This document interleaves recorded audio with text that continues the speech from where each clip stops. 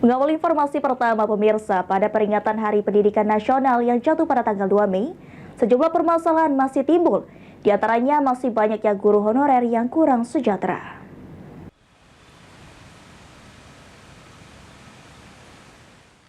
Pada momen Hari Pendidikan yang diperingati setiap tanggal 2 Mei, pendidikan di Sumatera Selatan masih banyak tantangan yang harus dihadapi.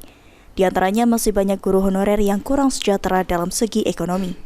Oleh karenanya di momen Hari Pendidikan ini pihaknya mengharapkan pemerintah dapat meningkatkan kesejahteraan guru, terutama bagi guru honorer. Selain itu juga disampaikan oleh Lukman Haris selaku Sekretaris Umum PGRI Sumsel, perlu adanya perhatian khusus dari pemerintah daerah, terutama bagi guru honorer dalam mengikuti tes pegawai pemerintah dengan perjanjian kerja atau P3K, sehingga nantinya guru honorer yang ada di Sumatera Selatan dapat diterima sebagai ASN.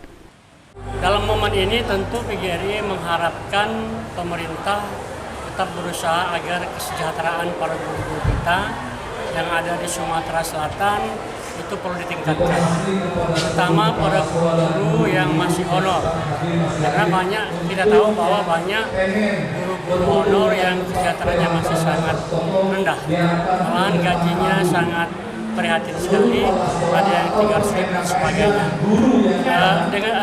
Kami berharap kepada mereka-mereka yang masih honor ini dapat perhatian khusus dari pemerintah daerah, terutama dalam rangka mereka mengikuti tes mitigasi.